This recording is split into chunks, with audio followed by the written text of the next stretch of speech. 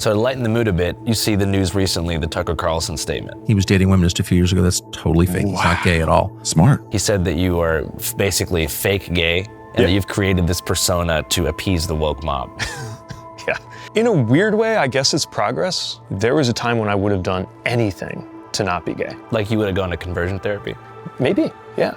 And then I grew older, I matured, I went to war. During that deployment, I thought, like, this is insane to, like, be a grown-ass man with no idea what it's like to be in love. If I get through this deployment okay, I'm gonna come home, I'm gonna come out, and if it messes up my career, so be it. Pete Buttigieg interview. All right, thanks so much for making the time. Thanks for having me. Yeah, I appreciate it. So what's going on, man? What's on your mind? Big question. I mean, where do you start? Now I'm really thinking a lot about where we go from here as a country, but also in my party, because we need to be able to talk in a different way about what's going to happen. That's on my mind. AI is on my mind. Preschool's on my mind. Chess and I have 4-year-olds, so I don't know where you want to begin, but there's a lot to talk about. I mean, AI is a pretty good place to start. Are you concerned or optimistic about the future of artificial intelligence? Yes. I mean, of course you got to be concerned, right? Because it's bringing all these upheavals and problems, but I also think there's an enormous amount of potential. I mean, one of the uses that I'm closest to is automated vehicles. This is a technology that has been developing for years and years, still not in widespread use. But when it is, if we do it right, it will save thousands and thousands of lives, if we do it right. Because human beings driving kill roughly 40,000 people a year in this country. We don't really think about it that much because we're so used to it. But the number of people who die in a car crash every day is about the same as the number of people who can fill an airplane. And if we had a plane crash every day, we'd all be up in arms, right? So the promise of something like AI in terms of safer vehicles is enormous, but like we also have a lot of worries about what happens if that goes wrong.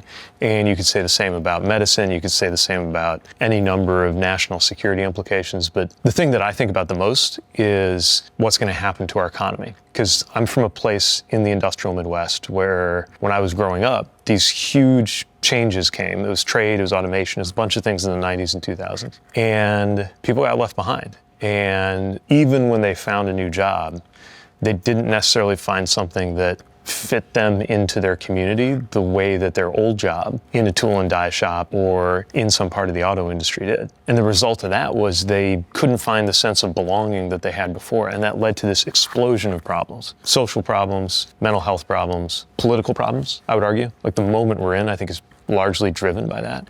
So if that's what happened then, because of the kind of technology and things that happened in the 90s, think about the level of displacement that might be coming our way now. Like today, some companies are hiring less at the entry level because of AI. And that's now. So a year, 3 years, 5 years, 10 years from now, as the software gets smarter and smarter, what's going to happen to everybody? I think that's a massive problem that people in the political and policy world are not really preparing for the right way.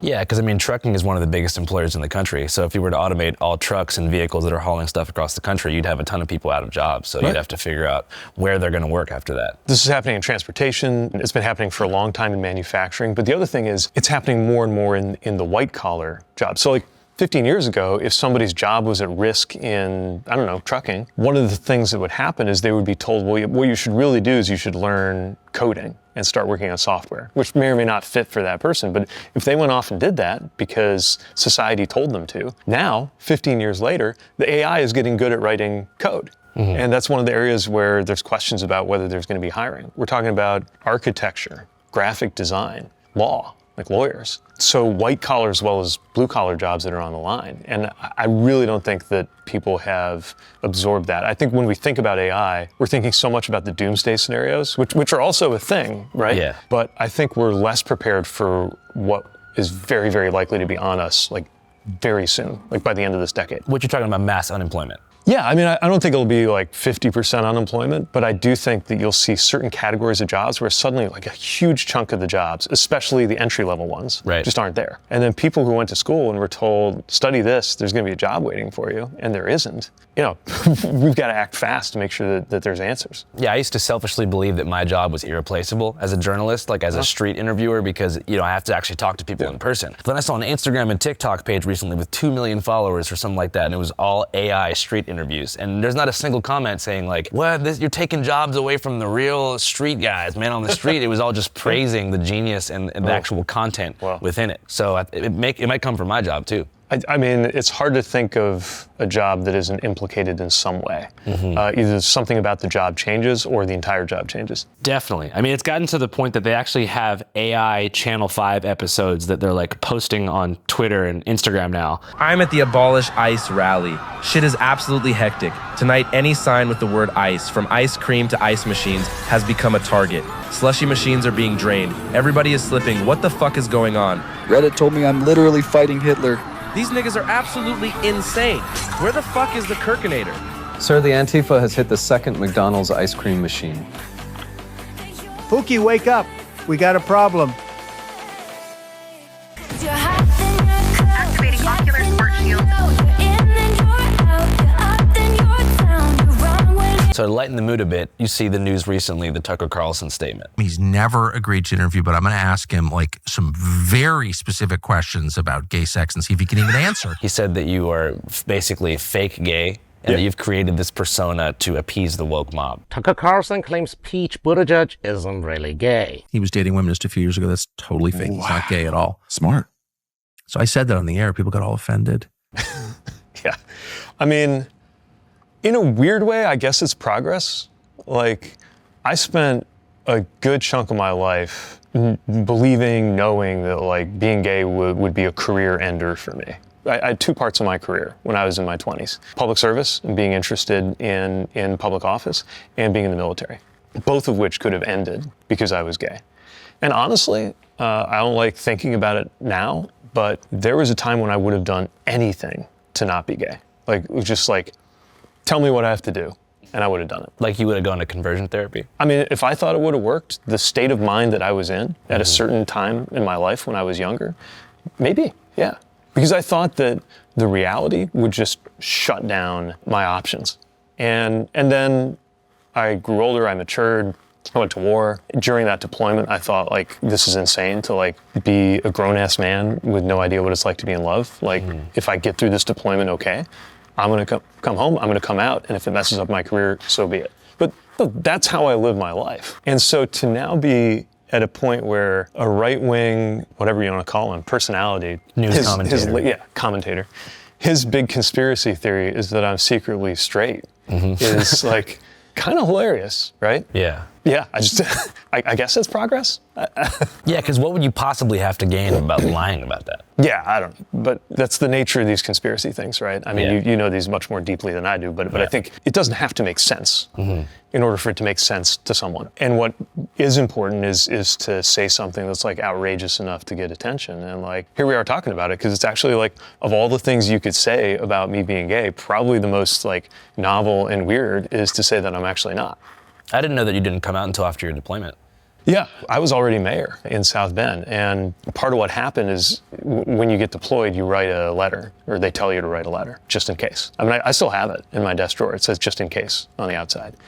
And I'm sitting down to write this letter that's for my family to open up if I don't make it. And I'm taking stock of all these great things in my life, which really are these great things in my life. I mean, I'd become the mayor of this city that I loved. I owned a home, you know, like I had a good life, great friends. But like this huge part of what most people consider to be important in their lives just wasn't there for me, because I had figured out long since that I was gay, and I didn't think I could or should like try to date and keep it a secret. So I just didn't have that as part of my life. And sitting down writing that letter, I just thought, I can't, you know, I'm already into my 30s, like I can't go on like that. So that's kind of when I made up my mind. And not about being gay, but about coming out.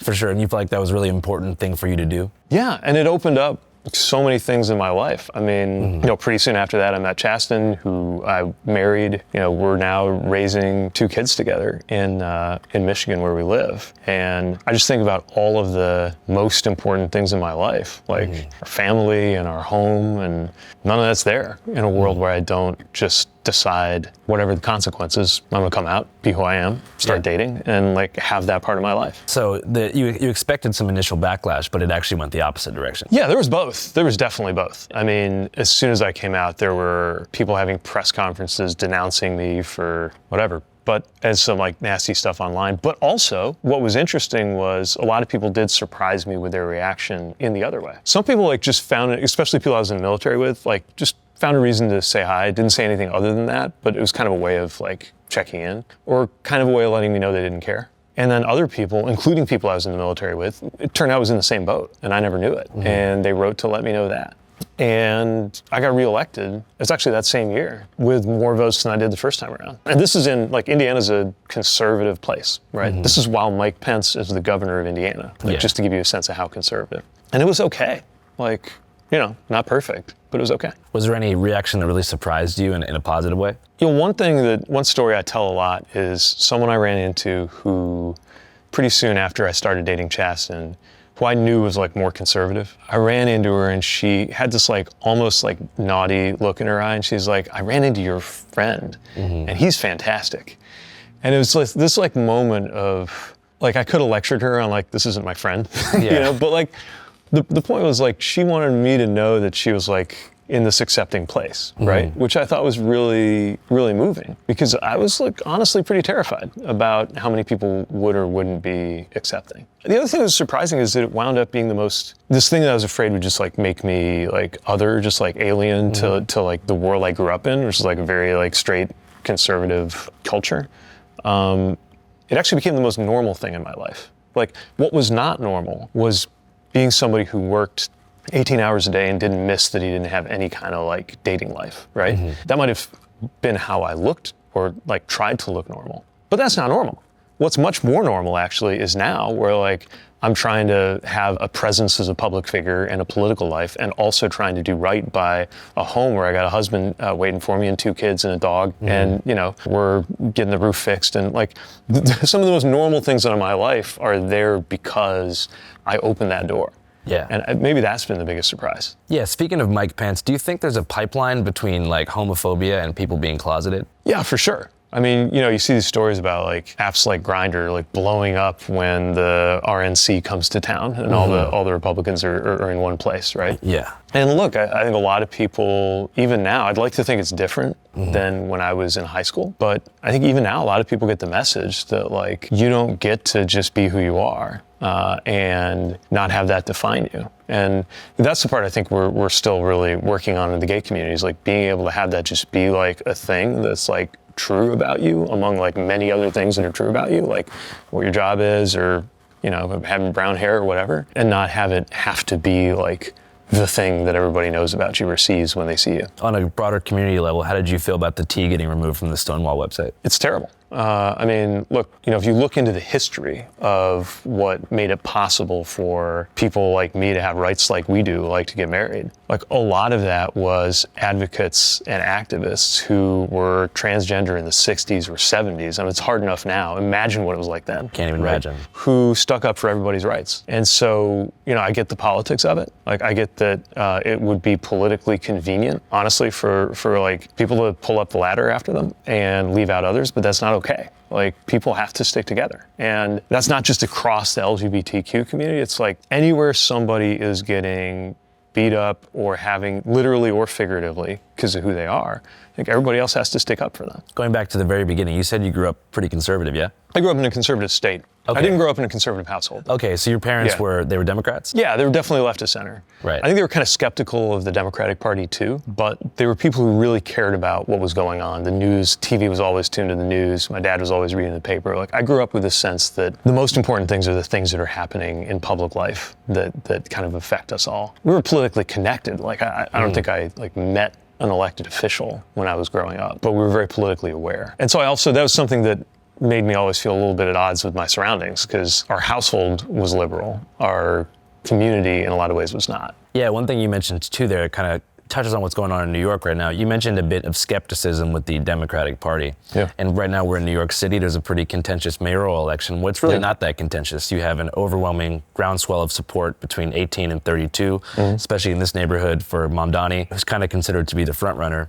Yeah. Yet you don't really see too many Democratic politicians openly supporting him. What's your stance on what's going on? I think he's doing so well because he's focused on the issues people care about, like affordability. And I think that's what we as a party should be doing. look, there are things he's going to say and that he's going to do that are going to make more sense in a Democratic primary in New York than like a general election in Indiana, or even a Democratic primary in Indiana. And that's just like politics are different in different places. But the core of his message, which is to focus on affordability, I think is the right message. I think also, you see these maneuvers, like the Trump administration apparently trying to put a thumb on the scale of election by getting Eric Adams a new job so he'll get out and clear the way for Cuomo.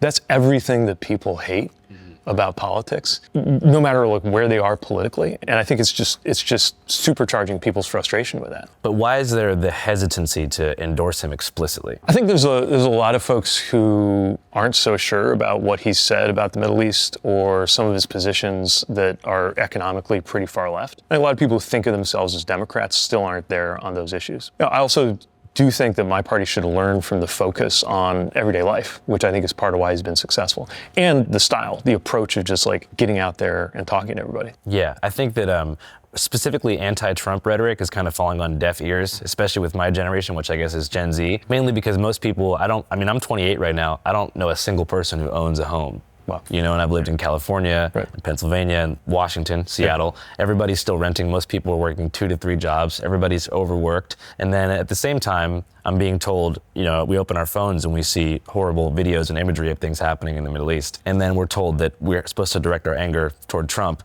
And obviously, there's not a huge, big support of Trump in my generation, especially in the city. But most people aren't waking up furious about the president every day. They're furious about economic circumstances in their day-to-day life. I think it's got to be both. Like, it's really important to stand up to these things that are happening, like the president sending military troops to militarize American cities, or like any other, we can go down the list. But yeah, I think especially if you're in a place where like not being on board with Trump is kind of a given, then like you can't use that to end the conversation. Like that's like a background of the conversation. What people really want to hear from the opposition or from Democrats is like, okay, what are you going to do? Look, I can make the case, and I will all day, for things that my party has done or tried to do that are going to be better for everyday life. But it's also clear that just collectively, as a country, like the experience of young people is policy failure.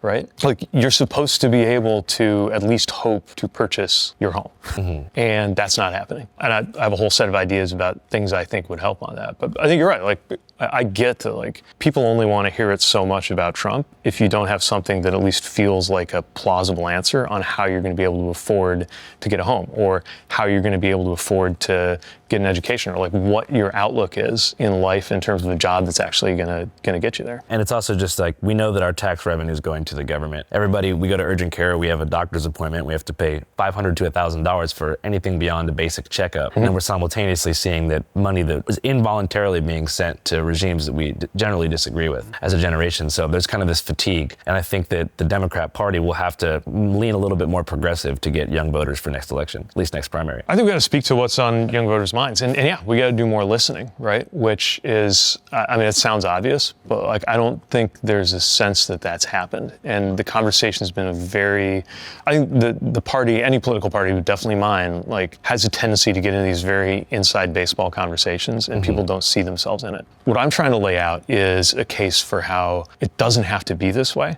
We can make it better, but we have to make certain policy choices. Like, we have to decide that wages have to be at a certain level you can actually live on. We actually have to decide to change certain things so it's easier to build housing, because if we build more housing, housing will become more affordable. We have to decide what our healthcare policy is. And yeah, part of that is anti-Trump, because Trump, like, ripping out Medicaid and making your premiums go up by getting rid of the Obamacare subsidies makes healthcare more expensive for you. We also have to explain what we're going to do to make it less expensive for you. We got to explain what it means to have a child care policy where, like, you have a kid, you can afford to have a kid, and you can get paid family leave that every other country has. But what I'm saying is that's not something where you can throw up your hands and say both sides are not doing anything. We're like, Republicans have stopped paid family leave in this country.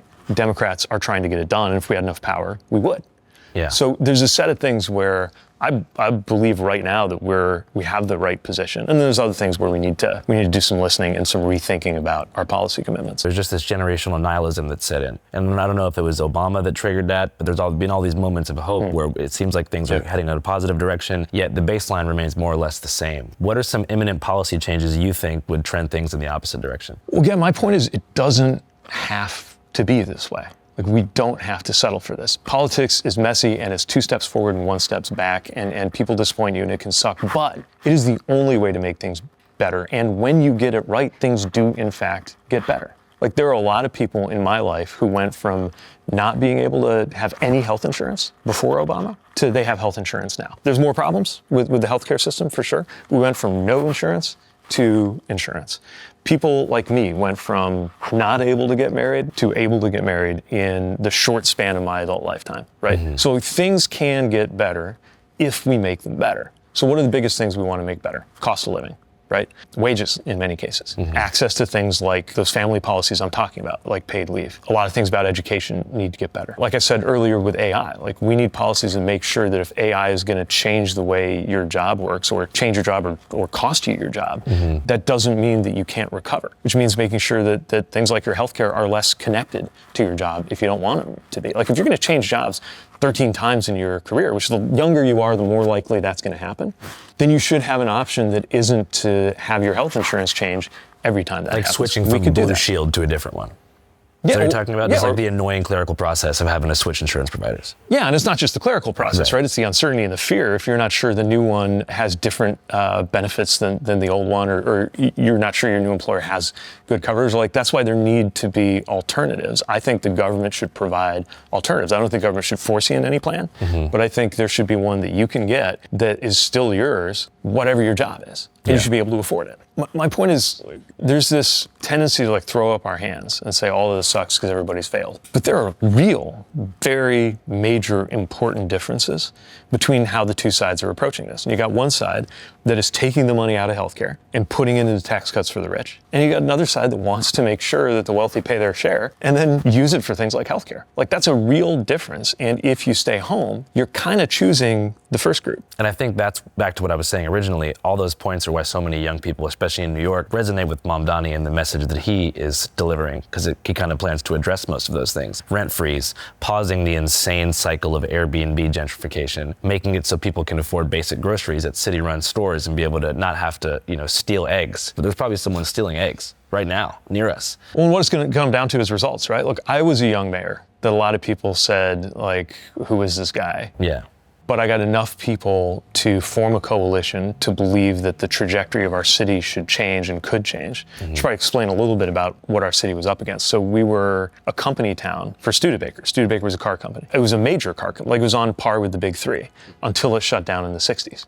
And even though that happened like 2 decades before I was born, it was still everywhere around us when I was growing up, like collapsing factory buildings all over. And 30 years after that, when I was running for mayor, people were still trying to like go back to some past glory days. And my message was, it doesn't have to be this way. We can do something different. But then the day I won, the day I took office as a 29-year-old mayor, then it's just all about results. And that's when that's when the rubber meets the road and it cashes out for people. Yeah. Like, can you deliver or not? So to get kind of surgical with the exact disagreements that, establishment Democrats have with Mamdani's platform. So you said it's Middle East and it's also some of the far left economic policies. What are those economic policies that are kind of red flags for the center? First of all, you have a group that even now is just like frightened of the word socialism, right? Socialism.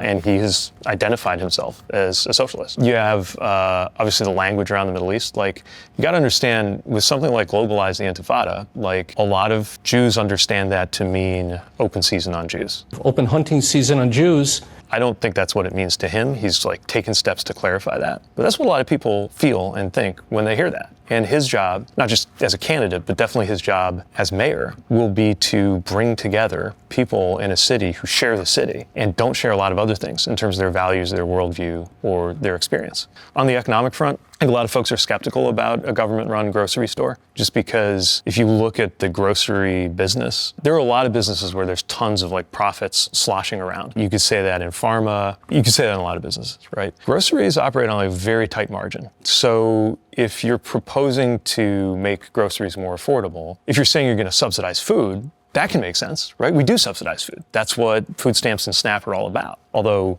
that's something else that Trump is actively getting rid of. His budget is cutting SNAP, right? But if you're saying it's going to be better because the store is run by the government, I think a lot of folks are skeptical about why that would be better. I guess maybe the process of applying for food stamps is, maybe just annoying for people. And then also there's the likelihood of it getting denied, especially if it's in the hands of the federal government. So that's something that is really important. Like people's access to the benefits that they've earned. And that happens with food stamps. That happens with Medicaid. Remember, the people who are cutting Medicaid right now say that they're not cutting Medicaid. They say, hey, all we're doing is making sure that you're eligible. But what they're really doing is they're putting up so many pieces of red tape, so many steps that you have to go through to prove you're eligible, that a lot of people are going to fall out. And we know that's true because this happened in Arkansas. They did this exact move. And what happened was they said this is just about making sure that you can only get Medicaid if you're supposed to. What actually happened is a bunch of people who are supposed to aren't getting their care. So I agree on that. The system, the structure needs to be better. I just think a lot of folks are skeptical that having a business of that kind or an operation of that kind owned and operated by the government is going to work. But again, you win, you get a chance to prove it. All right, so Pete here probably knows more about infrastructure than anybody else alive. But infrastructure isn't just about roads and bridges. It's digital too. And your digital infrastructure is most likely full of potholes. Every click, every search, every late night Amazon impulse buy gets scooped up by data brokers who are quietly selling it off like prime real estate to the highest bidder. These companies don't just know what shoes you wear or what apps you download. They know your location history, your family members' emails, and what time you usually scroll Zillow and where. They're mapping you out like a city grid, and that's no cap. For all these reasons, that's why I use Incogni. Think of it like a Department of Transportation for your personal data, except instead of fixing potholes, they're ripping up sketchy billboards that are plastered with your private info. Here's how it works. You sign up, and then Incogni sends official removal requests to data broker sites on your behalf. They don't just ask politely either. They push back when companies try to hold on to your information and play dumb. For me, that meant 80+ brokers wiped clean. The robocalls stopped overnight. The spam emails slowed down gradually, and suddenly it felt like my digital city just banned billboards.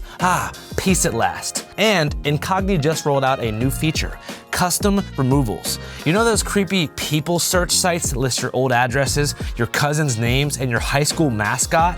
With Incogni's unlimited and family unlimited plans, you can point to any one of these sites and say, get this off the internet, and Incogni takes care of the rest. If you want to sign up, here's what you gotta do. Go to incogni.com/channel5 and use code channel5 for 60% off your annual plan. That's incogni.com/channel5, promo code channel5, or just click the link below. If you don't want your personal life auctioned off to the highest bidder, if you don't want to be reduced to a folder labeled single male 18 to 35 in some corporate basement server, get Incogni. Protect your data. Rebuild your digital infrastructure before somebody else paves right over it. Nah, but for real, supporting Incogni supports us and keeps Channel 5 alive and corporate surveillance free. All right, y'all, back to Mayor Pete. So you have the word socialism scaring people, and it sounds like a huge thing is Israel-Palestine. Yeah. Where do you stand on that stuff? Well, I'm going to put my coffee down. There's so many things that have to be said. And what I've learned is if you don't say all of them, people think you're abandoning them. So here's some things in no particular order that I know. I know that there are unspeakable horrors taking place in Gaza. I know that those unspeakable horrors are something that was unleashed by a war that started with unspeakable horrors being perpetrated by Hamas on October 7th. Well, I mean, that wasn't the beginning of the conflict. Of course. I mean, this goes back to 47 and it goes back before 47. But this is exactly my point. Right. The moment you say anything about, the moment I talk about disgust at babies being put in ovens and people being flayed by Hamas on October 7th, somebody says, well, you're not talking about the history of the Nakba and what happened with the displacement of Palestinians. And the moment I express disgust at watching people in Gaza being starved, somebody says, well, you must be excusing what happened with Hamas. No. Yeah. Now, yeah.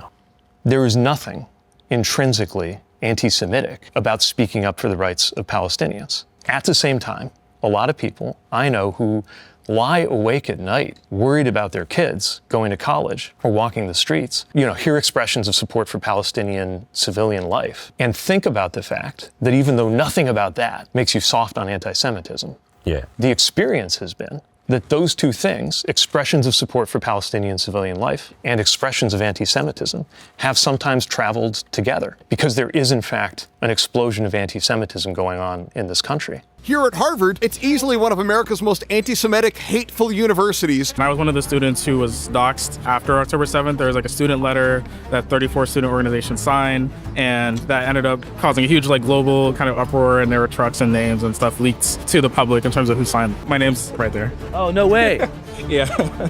Damn. The perspective of our generation is it's really a matter of scale and mobility. Because obviously it's not good for someone to be targeted in an anti-Semitic tirade on a college campus. But you look at, 65,000 plus civilians killed in Gaza, and then you think about somebody getting harassed on a college campus, and it just doesn't seem like a fair shake to balance one and say, someone's at Harvard, and there's protesters who are hurting someone's feelings versus people who can't leave, stuck in an open air prison, haven't been able to leave since 2005. They're getting shot indiscriminately in aid lines. They want sovereignty. Even if you want to go all the way back, Israel was supporting Hamas through Qatar as a way to weaken the leadership in the West Bank because they knew that Arafat and the PLO and the Palestinian Authority was a more secular organization with less radical goals. So now we're in this position and I would call it the Gaza genocide. That's what I would call it. We can't believe that our tax money is going to this war that we don't consent to funding. And we have to wake up every day in this unaffordable reality. And thankfully I've been successful, but I still can't even afford a house because I just realized that 10% is actually the down payment. I don't have 10% liquid capital to put down. So I'm already have exceeded. And so it's just it's a bad situation. Look, I feel all of that. I also think it's a mistake to say that the reason that housing is unaffordable here is because we're aiding countries. The same, Trump and Vance try to do this with Ukraine, right? The reason we need to cut off Ukraine is because, we could use that money better at home. But if you look at what's actually happening with the money here at home, it's not like every dollar that comes out of foreign aid. It's the same thing with USAID, right? And cutting, not that it was that much to begin with, but cutting food that we're sending to save people from starvation and disease in sub-Saharan Africa is going to somehow automatically wind up in your pocket. Most of the time, it's not. It's winding up in the pocket of the wealthiest Americans who are getting tax cuts under this administration. So I don't think that frustration with affordability at home means that we cut off aid abroad. I do think that what we spend money on abroad has to align with our values, which is why I think you see more and more people in my party saying, wait a minute, it's one thing to want to make sure that Israel can shoot down missiles that are being rained down on them by the Iranians. And it's another thing to be sponsoring Netanyahu going in to annex the West Bank or, going in to invade Gaza, right? Yeah.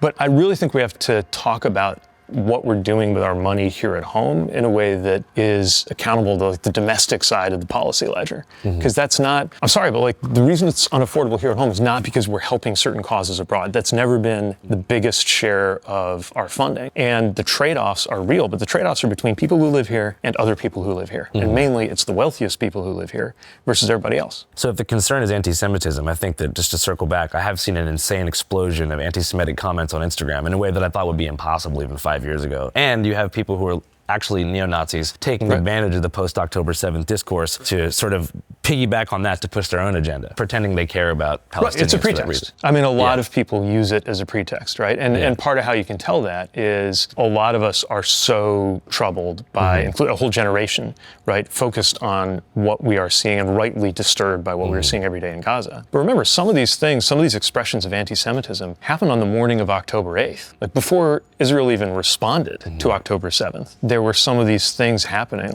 on U.S. soil, the triangles being painted that are a Hamas symbol. So that's part of what I'm saying. These two things in principle are not connect. They don't relate, right? Anti-Semitism, by definition, is an unjustifiable racial hatred, right? A position on the conflict and the effect that it's having, especially the effect it's having on men, women, and children in Gaza, is concern for people, right?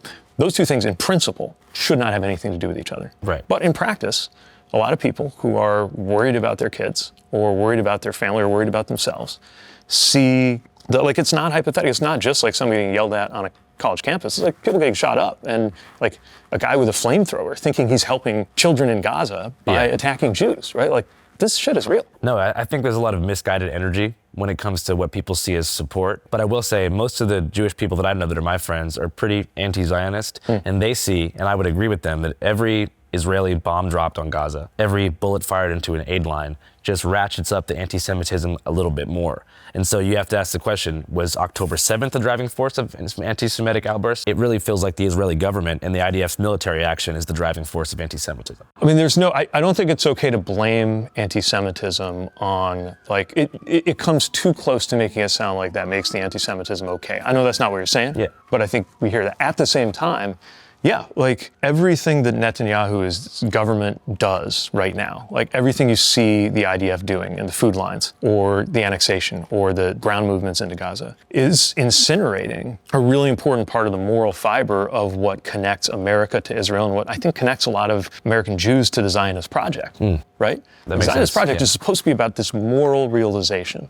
that something happened, like a near extermination event for American Jews happened. And part of how the world needs to respond is to recognize that Jewish people will not be safe anywhere unless they have self-determination in their homeland.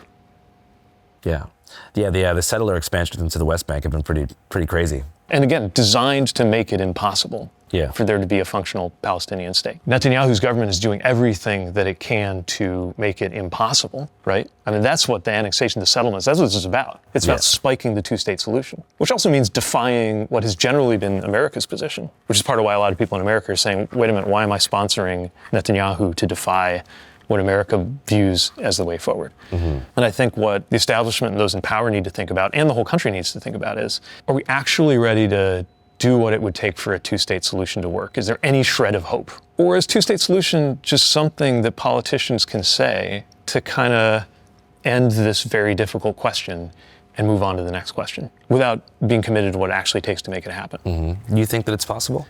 I have to believe that it's possible because I can't think of something that would be better. But I also want to be honest toward your question, like it's never felt more out of reach in my lifetime than it does right now. We're looking at it like, how can anybody possibly, talk about October 7th at this particular point when things have escalated to this horrific point? Well, like I said, you have 60,000 plus dead, and most importantly, people can't leave. Well, first of all, they don't want to leave, but the lack of mobility, I think, is the scariest part. And so I think a lot of us wonder, whenever we're 40, 50 years old and we're in positions of political power, are we still going to be in this situation, or is there going to be this permanent political gridlock when it comes to Israel-Palestine? I think a lot of that does come down to leadership, and American leadership can make a difference, but I think the leadership there is what will make the most difference. And I think that this gridlock is being kept in place largely by Netanyahu because it's his ticket to stay in power, right? I mean, you see the people taking to the streets in Israel. What he's doing is obviously not good for the hostages either. And they're still hostages, right? Which also falls out of the discourse sometimes. Like, that's real, they are real. There's a lot of people who all they want is the bodies back of their loved ones, but there's also people who are alive, right?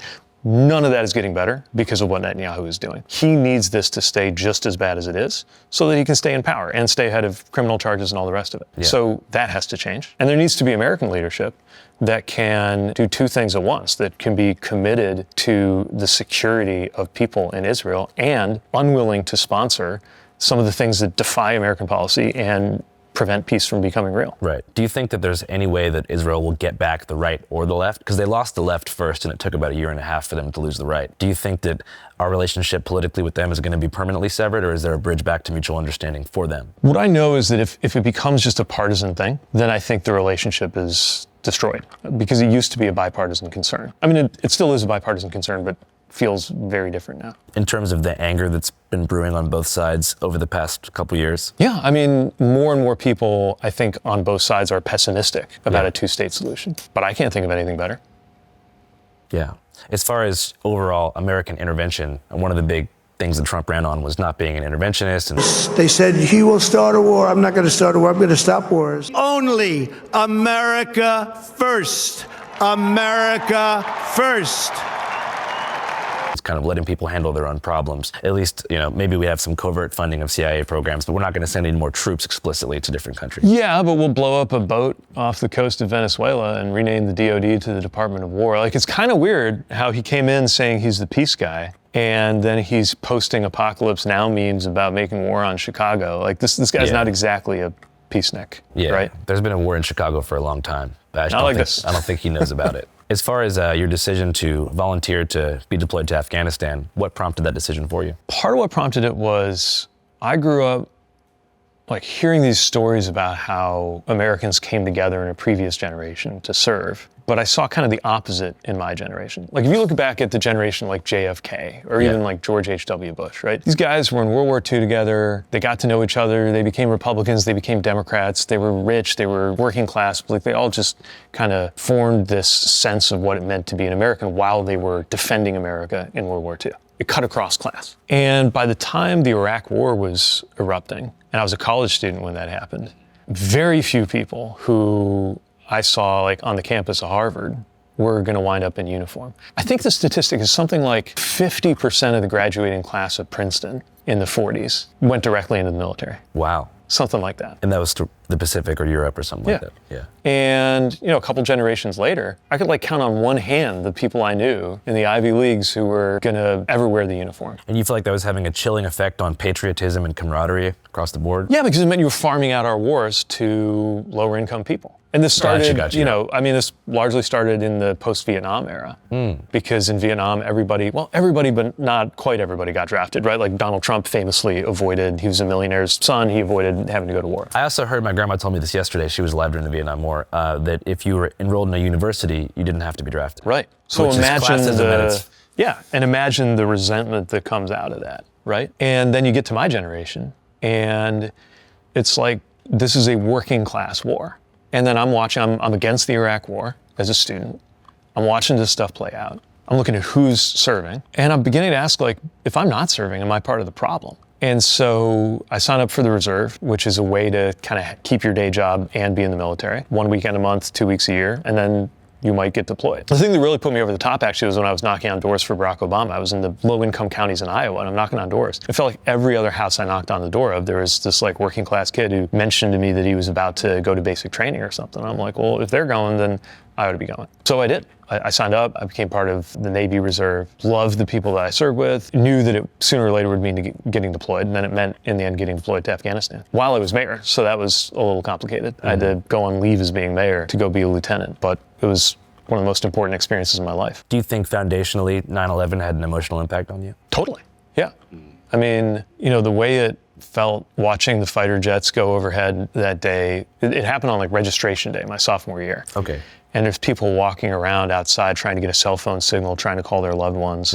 It was, I think, the first time that my generation saw a chain of events that happened overseas impact us here at home directly. Usually it was the other way around. And we were trying to use our imagination to think, oh, like, okay, how is something that's happening, some policy decision here in America going down in Africa? But here's like, this chain of events started in a cave in Afghanistan with Osama bin Laden, and it ended with thousands of Americans getting killed. So it broke this invisible wall that had existed. We kind of lost our innocence in a way.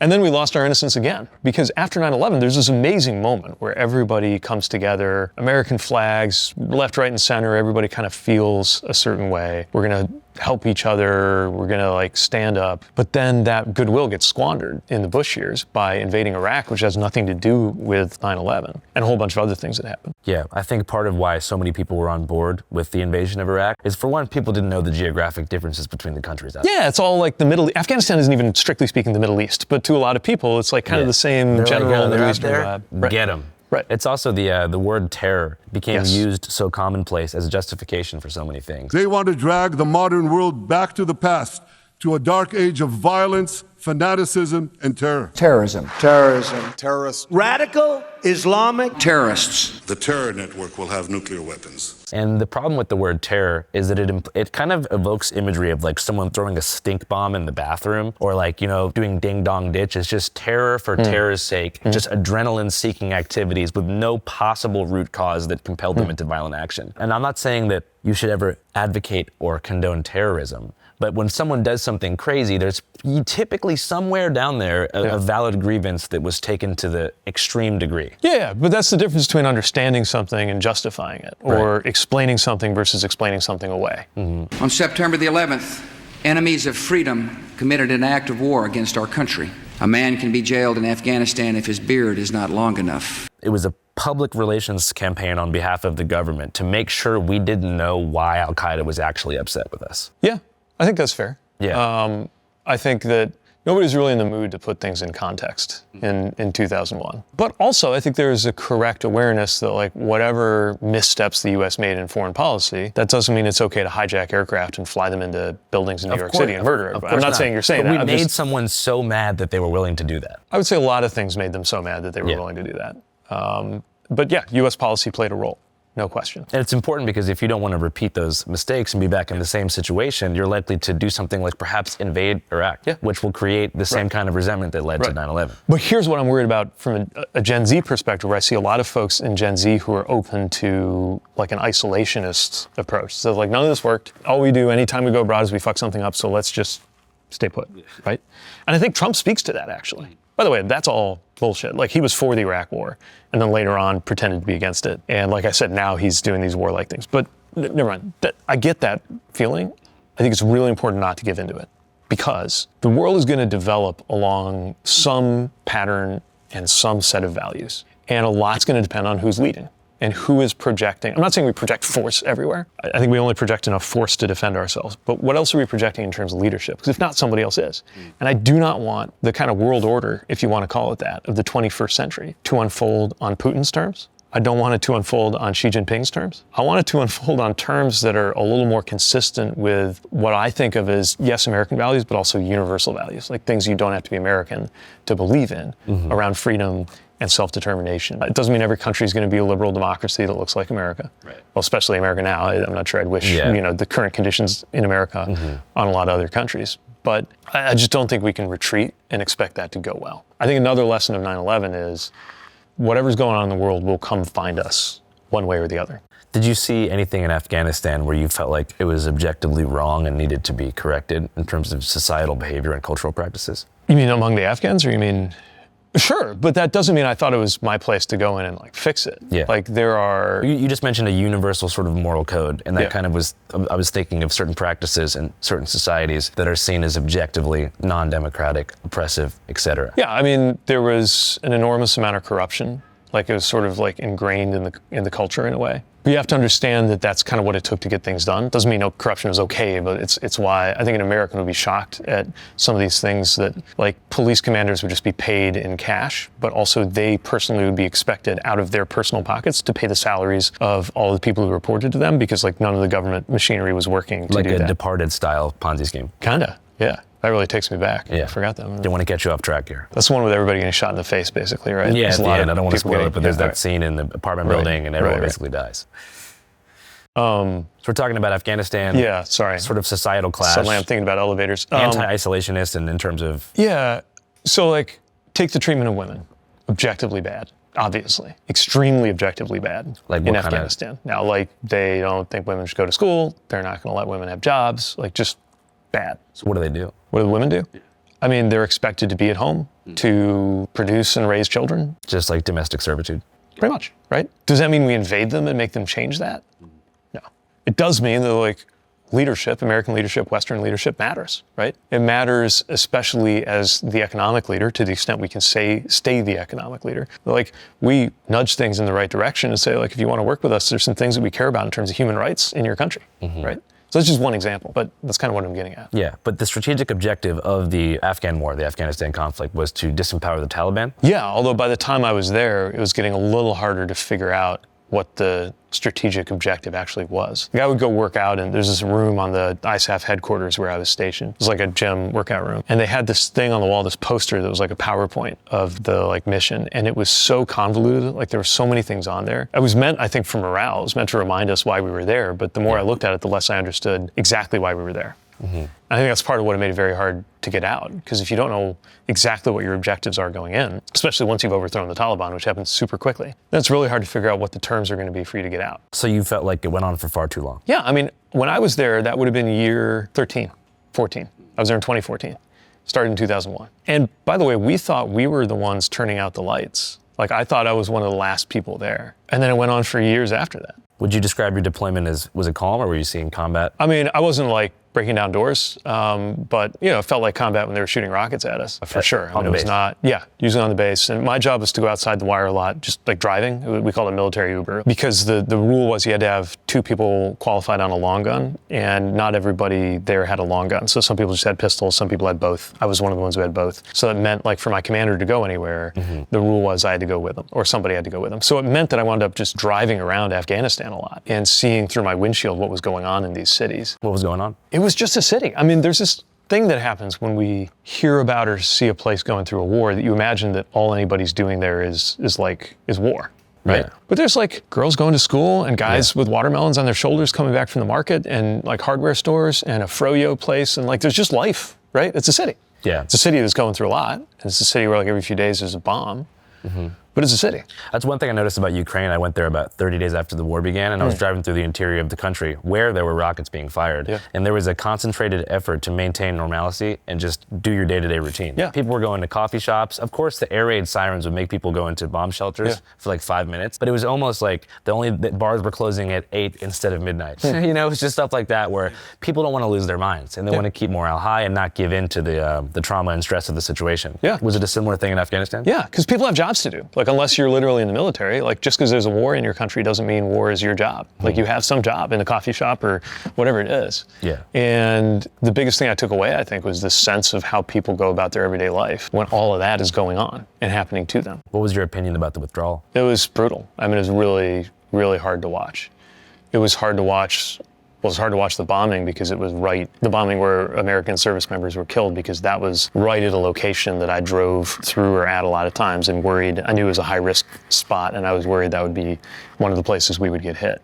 It was brutal to watch those images and the airplanes taking off and people clinging to them. And it's also brutal what's happened since. Like the way that a lot of people have been left behind who put their lives on the line. So there was no real exit plan for people, our allies in the Afghan National Army? I mean, clearly it was not executed in a way that took care of them. And then the decision by the Trump administration to just scrap all of these programs, there's a lot of people who are just high and dry. What do you think about what's going on with the border right now? Or I guess with ICE occupying cities and federal agents being sent to places like Chicago and DC? It's not okay to militarize an American city. And two things can be true. It can be true that we have immigration laws for a reason, and they should be upheld. And also, this doesn't justify militarizing an American city. Look, the border needs to be secure, right? That's been an issue for a long time. It's also true that the system, so the thing you're supposed to say to sound like you're right on this issue is you're supposed to say, I am for more legal and less illegal immigration, which is true. I mean, I'm for that too. But if you go around saying that, you have to look at what we've actually done as a country. And one of the things we've done as a country is not made it possible for enough people to come in legally, while having these economic pulls that pretty much our economy requires a certain number of people, or set up in a way that relies on a certain number of people to come in illegally.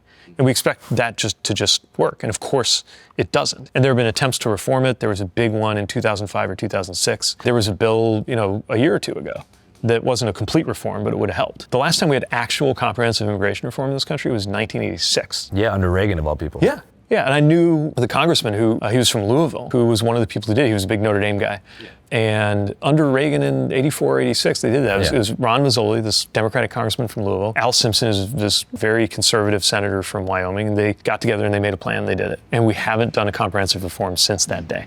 For me, I could be wrong about this, but I see a pretty clear solution to the immigration issue, which is to dramatically increase the number of asylum judges and put a lot more funding into the immigration courts. Because right now, I've had some experiences at the border. I keep in touch with some migrants that I've met in the Arizona desert and over the river in Texas.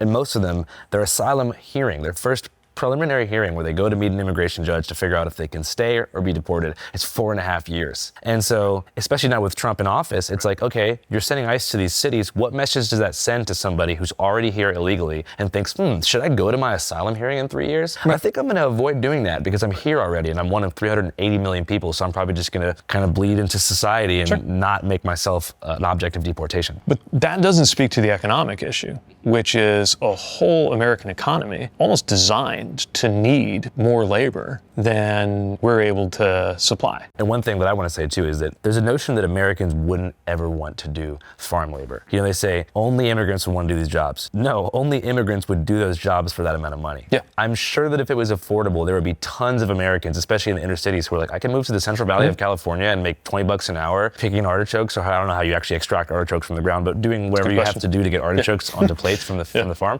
People would do it. Yeah. It's the fact that they're being paid almost nothing. Yeah. No, I mean, the whole thing about Americans is a willingness to do hard work for good money. Yeah. Right? I think you're right. If the good money isn't there, that's when things start to change. Mm-hmm.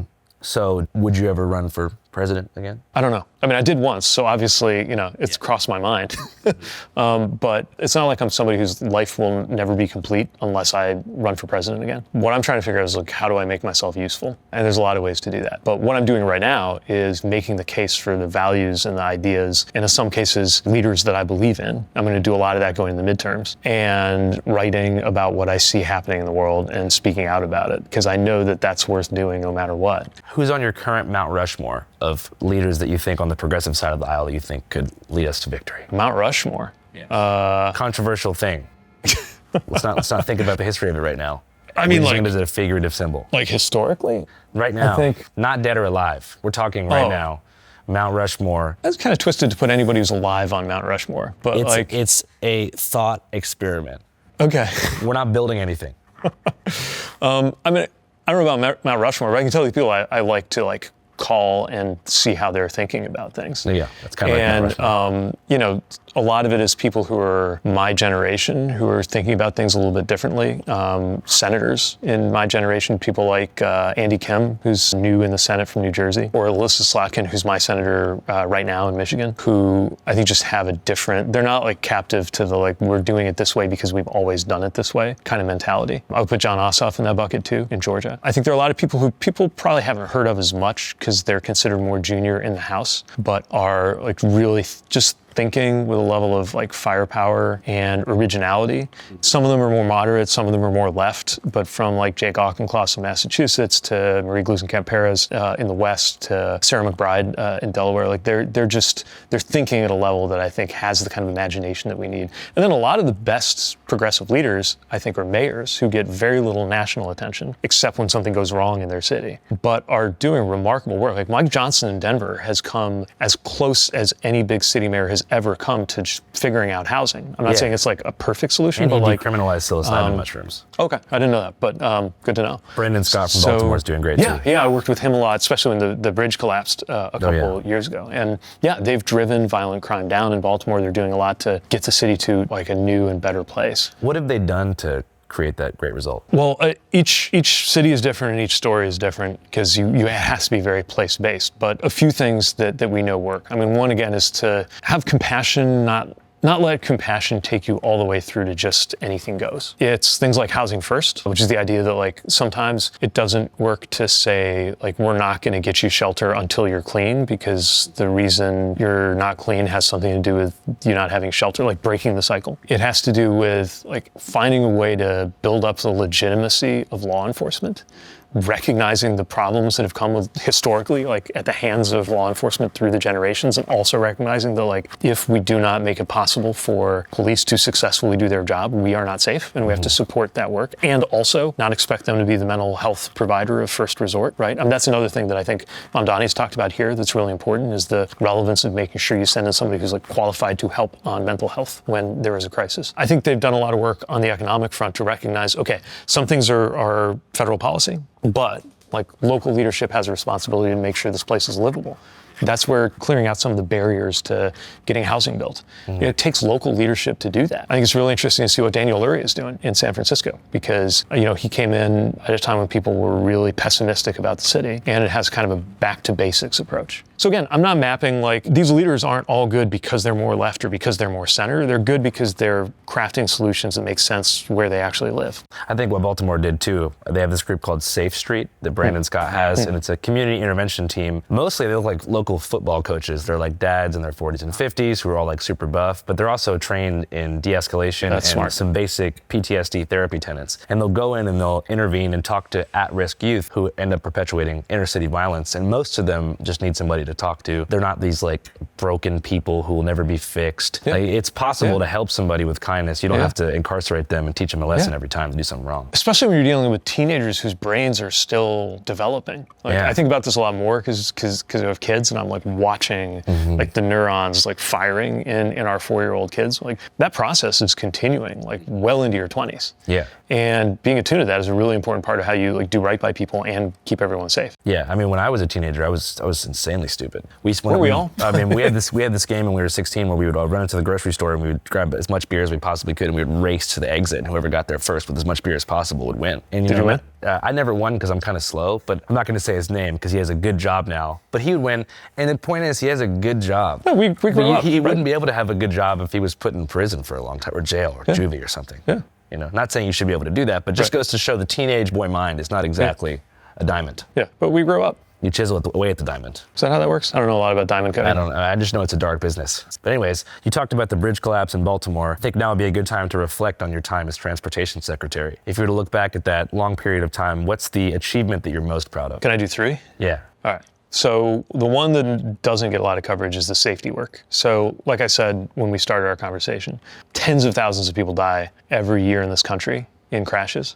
We reduced that. We didn't end that, but we helped reduce it. And we had about 4 billion people get on an airplane on my watch and 0 crash fatalities in commercial airline crashes. So there's a safety one. 2, the infrastructure bill. And we got 20,000 projects done and about 70,000 projects started. And that, like, some of that's still playing out. Some of it'll take like decades, and some of it's already done. And they said you couldn't pass this big infrastructure. Trump tried and he couldn't get it done. We got it done, and I'm really proud of the projects that we did. Everywhere, like literally everywhere. I drive past some of them now, just like when I go take the kids to school every day in Michigan. And then the third is the airline work, which they're trying to dismantle right now. But you know, when we came in, it was so incredibly frustrating the way airlines would treat passengers. And we stepped in and did something about that. We enforced the rules that were already there. We had record enforcement actions against airlines that were leaving people stranded with no help. Who was the worst airline when you came in? I'm not going to pick like a single worst airline because each one had its problems. I think the worst single acute moment was the Southwest meltdown. Right? And we made sure there was accountability for that, like more than $100 million. But it wasn't all just like fines going back to us. It was money going back to passengers, which is the most important part. We put in rules and tools, things like flightrights.gov, which is a website you can use to see how the different airlines are going to treat you. Make sure that you can get your money back if you get stuck and you need a hotel or you need a meal. And we even started a process, which Trump just killed, to get compensation for your time if it's the airline's fault and you have this extreme, like many hour-long delay. And the result is airlines started treating passengers better. And partly because we made them, partly because they knew we were watching. And by the way, the airline business was going just fine by the time we left. So they were still profitable and they were taking better care of passengers.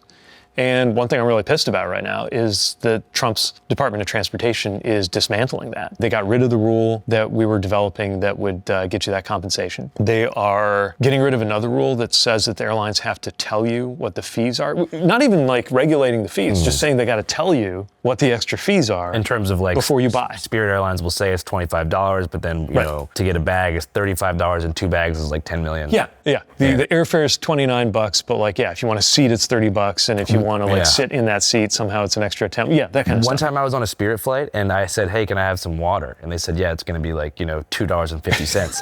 I said, I don't have any money, I'm sorry. And they gave me a cup of ice and they said, wait 46 minutes. And they knew the exact time where ice would become water. Meaning they do that every day. Yeah, and they weren't making a joke. They were being serious about it. Like, this is a way for you to get a discount.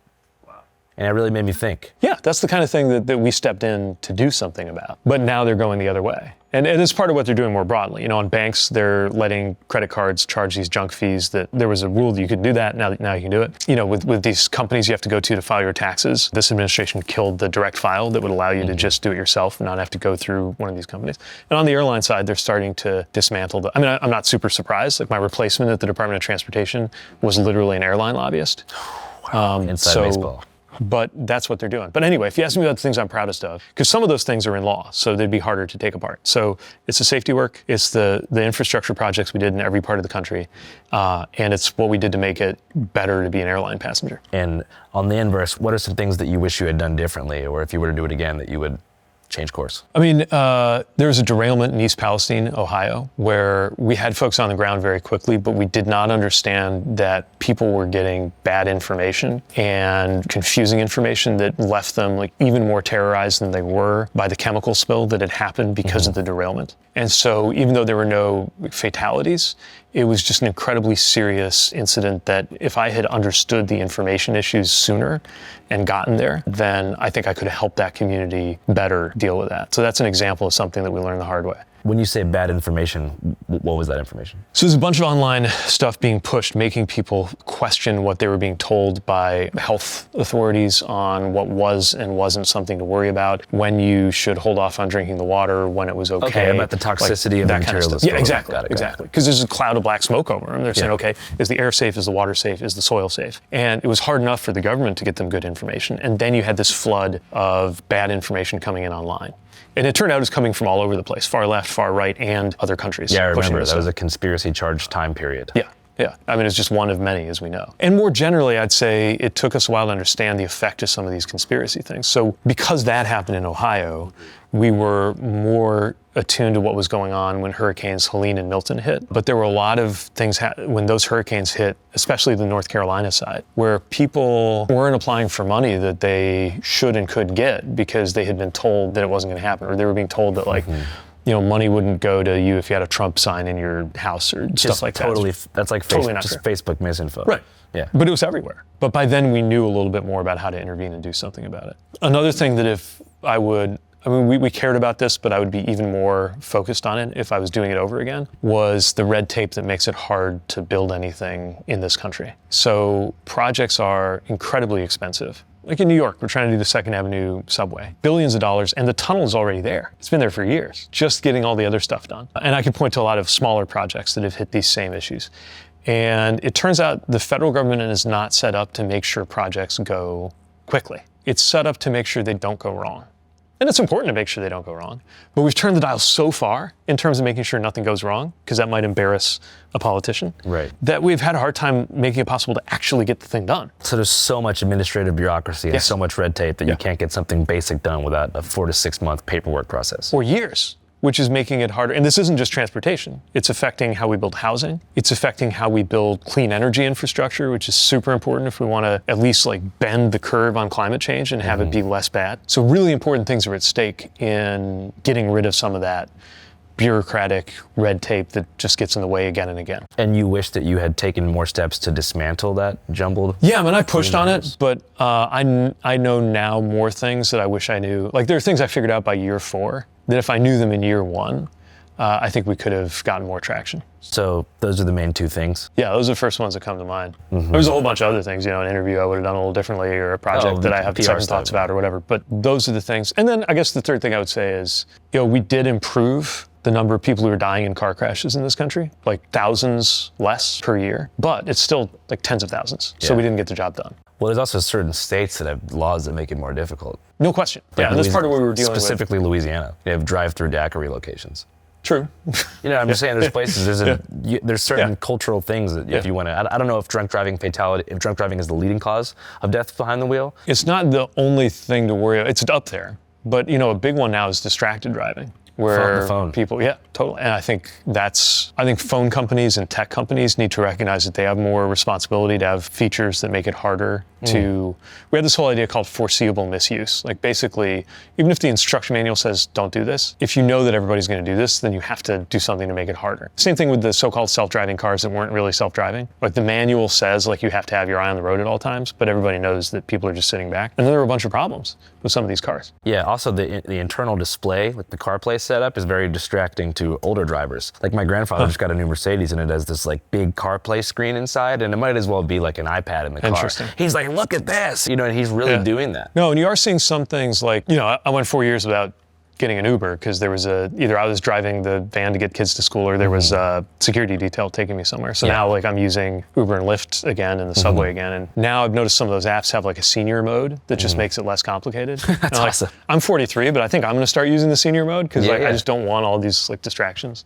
But you know, there are some technical things you can do that would help. Layout-wise, do you think there should be more cities like Dallas and Phoenix, or more cities like New York City, St. Augustine, Florida, South Philadelphia? In terms of like the urban design? In terms of walkability and not infinite suburban sprawl of bland corporate storefronts. Yeah, I mean, look, I'm an urbanist. Like, I love a city that is walkable, that has a lot of mixed use, that has a lot of vibrancy. I would say it's also possible to do that in more spread out or smaller cities. Like, we did that in South Bend, Indiana. Not, it doesn't look like Manhattan, but we found that that was a place where you could do mixed use, by which I mean like stores downstairs, apartments upstairs, or something like that. It's not just a building for a store and a building to live in and so on. I mean, people didn't like it at first. Like, we did things like bike lanes and just more sidewalks, and people were like, no one's ever gonna use the bike lane, but like, it mattered and it helped. But one thing I think is interesting about Phoenix is, I worked there in 2004. It was my first job out of college working on a campaign there. And there was like nothing you could do as a pedestrian in the middle of, I thought I was reading the map wrong because I was supposed to report for work this location that was like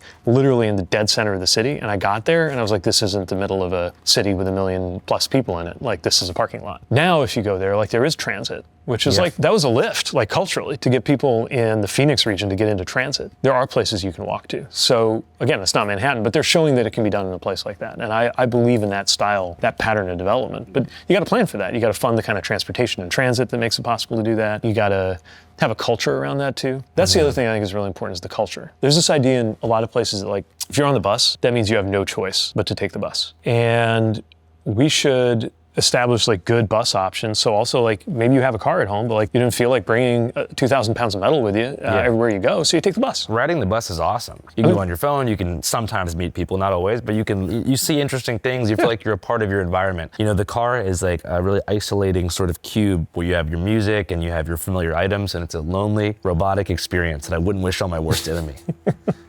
I'm just kidding, I like driving. It can't be. I don't mind driving that much. It just sounded cool for me to end really dramatically. So my final question to you is an Indiana question. What can we do about Gary? How can we help Gary? I went to Gary recently. So Gary, Indiana, for folks who aren't following this, is like you're talking about the just conditions in the city. They're kind of an extreme version of what I was talking about us living through in South Bend, where they were this industrial center and then they weren't, and they lost like the majority of their population. I think the answer has to do with a better set of connections into Chicagoland. Without becoming as expensive as Chicago is. And I think again, a lot of it all comes back to transportation, like making sure it's easier to come and go. Because you can get more quickly, if you're in Gary, you can get to downtown Chicago more readily, if you have a car, than getting from places on the north and west side of Chicago, in the city limits of Chicago, to the Loop. So there's a lot of like promise and potential there. But you've got to make sure that there's the right kind of connections, that people have access to those kinds of jobs, that you don't have to have a car to get those jobs. And there's just a lot of environmental work that has to be done because of the legacy of the heaviest days of some of the industries that polluted there, to make sure it's a place people want to live. But I actually think that Northwest Indiana, I mean, if you're thinking about Chicagoland, it's got nowhere to grow but in that direction. And I think Northwest Indiana is one of the most underrated or undervalued coasts in America. It's beautiful. Oh, my actual last question is, do you have an ancestral connection to the island of Malta? Yeah, totally. Yeah, my dad immigrated from there. Actually, the original connection is Gozo, which is the island next to Malta, which is even smaller. I was there recently. We took the family there. I wanted my kids to meet their relatives. Went to this little village, and there was a guy from there, Anton Buttigieg, same last name. He was the president of Malta, not even related. And like a bunch of people have the same last name there. So it's like the land of the Buttigiegs. My mom's there right now, and she called me yesterday. She's like, you're interviewing Mayor Pete tomorrow, right? I was like, yeah. She's like, I just saw Buttigieg Bridge, and I'm in Malta. Yeah. And so she said, ask him if he's ancestrally Maltese. Yeah, it's this incredible country. It's this like tiny, like very unusual country. It's independent, English speaking, but also Maltese speaking, which is a Semitic language. Been through everything from like the Crusades to World War II. It's this like very strategic spot. Like I go on all day about Malta, but it's, I even like to claim that our people invented the building because some of the oldest freestanding structures in the world are these megalithic temples, like older than Stonehenge, much more interesting than Stonehenge. And they built those and they hadn't even invented the wheel yet. Yeah. Like they didn't even have algebra, and they're making these incredible structures. It's amazing. You know, my people, the Irish, actually invented spacing. Seriously. Yeah, there was no spaces between letters if you look at old tablets until the Irish poets of the 5th century. Well done. Do you believe in a united and free Ireland? I mean, I believe in peace in Northern Ireland, which is a good example to some of the stuff we were talking about earlier of how something that seemed like generationally intractable, like changed in our lifetime. Yeah, I'm not an Ireland expert, but I just got back from there. Right. And you're in Belfast too, you're in Northern Ireland. I was in Belfast, and there's some tension there still. Yeah, of course. I mean, West Belfast, they've got murals of IRA soldiers with ski masks and guns. You know, I went to Dublin one time and wound up talking with this guy in a bar who was incarcerated with Bobby Sands, who was one of the leaders who died in a hunger strike resisting in Ireland. And he talked about how Bobby Sands was so committed to building a sense of Irish heritage that he would make crosswords in Gaelic, in Irish Gaelic, on toilet paper and like secretly pass them around so that his fellow inmates could learn Irish and like understand like their heritage. Like, yeah, some of the stories are incredible. Yeah, my piece is about the Irish language revival. Oh, really? Yeah. So you know all about this. There's 56,000 native Irish speakers, but it's increasing because they're putting more and more kids in full immersion, what they call Gael schools, where they speak Irish from kindergarten to 8th grade. Yeah. And so they're trying to get a resurgence, particularly in the South. But anyways, I know you got to get out of here. Thanks so much for your time. Enjoyed it. I really appreciate it. I hope you had a great interview.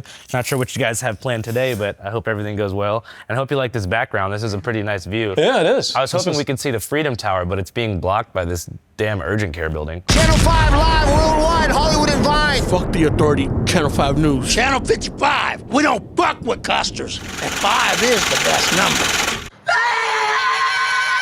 Hey, how you doing? Hey, how's it going? Okay, good seeing you. I know, long time no see. Yeah, definitely lots happened since I saw you last. AI is on my mind. Preschool's on my mind. Chess and I have 4-year-olds. Are you still out west? Yeah, I'm still out west. I'm at a motel in Arizona called Apache Junction Motel. It's pretty nice for $75 a night. All right.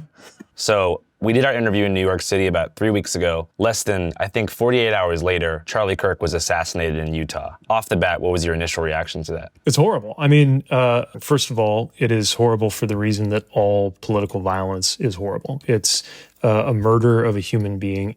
And then the question was, what's going to happen next? Is this going to be a chance to unify people left, right, and center against violence? Which we saw a lot of leadership moving in that direction from, people like the governor of Utah to people like Bernie Sanders, kind of speaking roughly in the same language. Or was it going to become the occasion or the excuse for something else, which is what we saw out of the White House? I mean, both of those things have been playing out in the time since that happened. Very clearly, this is something that makes everybody less safe. And trying to respond to it in partisan terms misses the fact that all of us lose when there's political violence. It also obviously misses the reality, which is that, the bulk of political violence in the last decade in this country has not come from far left sources. I mean, this same summer that's ending with the assassination of Charlie Kirk began with the assassination of a Democratic lawmaker and her husband in Minnesota.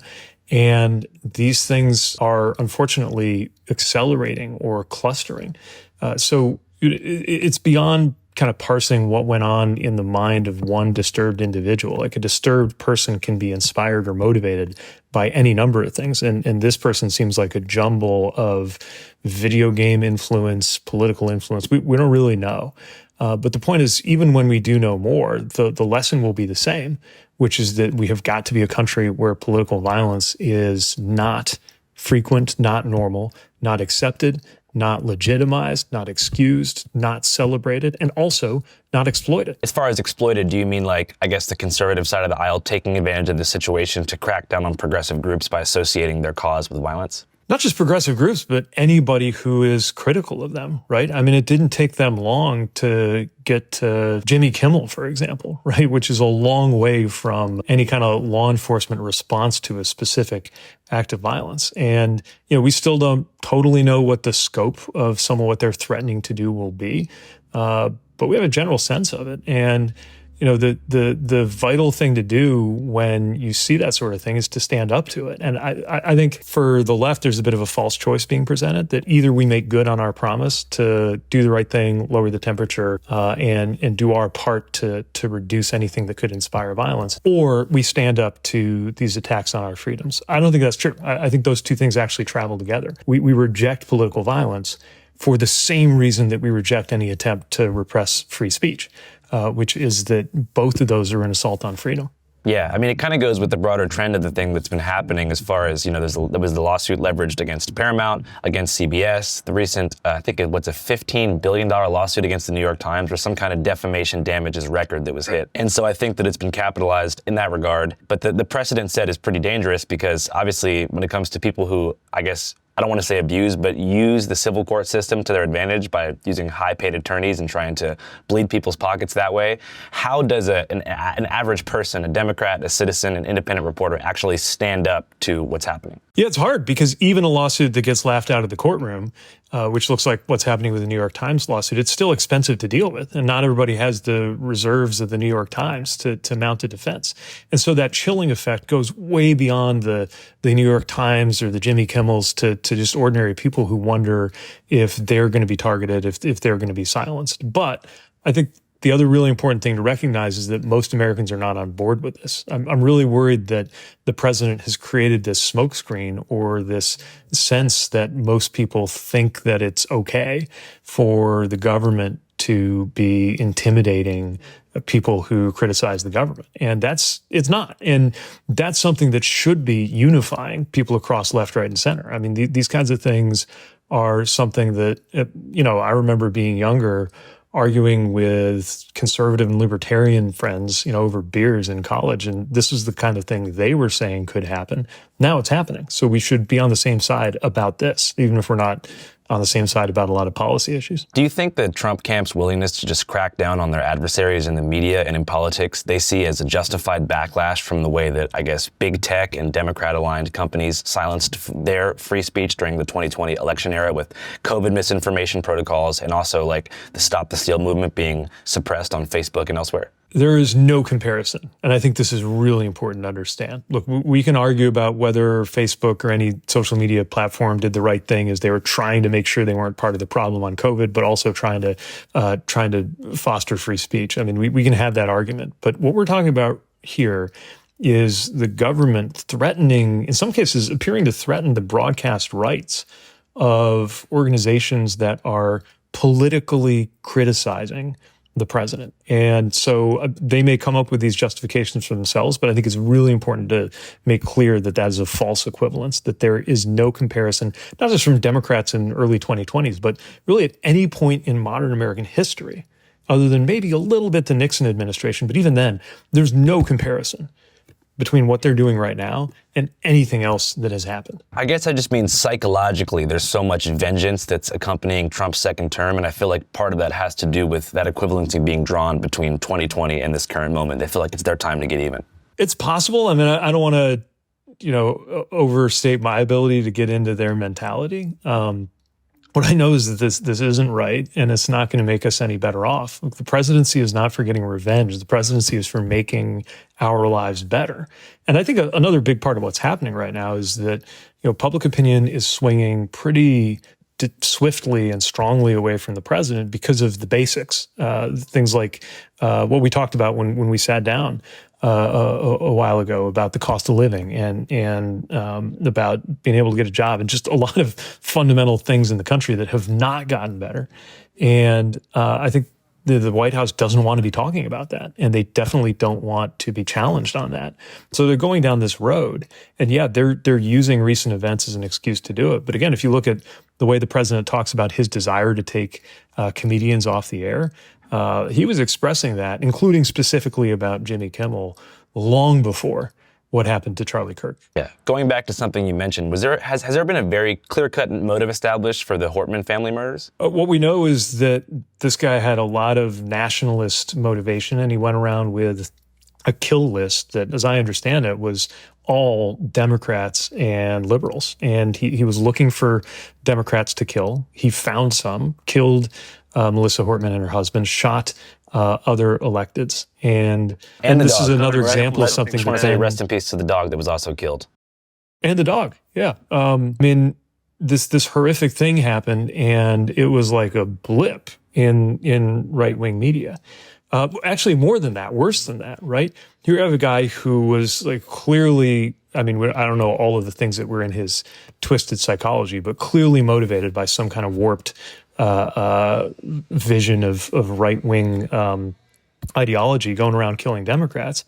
And then because he was on some volunteer veteran committee with dozens of people that was appointed by the governor, if you're only consuming right-wing media, you would believe that he was like a card-carrying Democrat, even though like that could not have been further from the truth. So it's one more example of how we're in these just different realities, unless we get out of the media bubbles we're in and look for what actually happened. So you think that algorithmic hypnosis plays a factor here as far as like media echo chambers controlling people's minds and taking them away from the truth? Yeah, it's not helping, right? Because everybody feels the very moment when all of us should step back and take pause, everybody just feels even more justified for whatever it is they believe. And you look at, Mike Lee of Utah, right, U.S. Senator, mocking the assassination of Melissa Hortman because he imagined that this was somehow something he could use against Democrats.